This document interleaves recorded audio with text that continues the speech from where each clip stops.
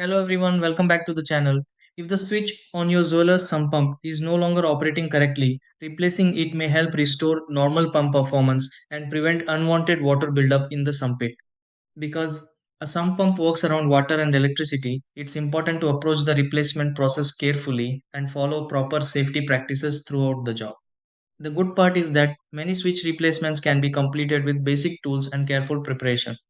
In this video, I'll walk you through the general steps that can help you safely replace a Zoeller sump pump switch while minimizing the risk of damage to the system.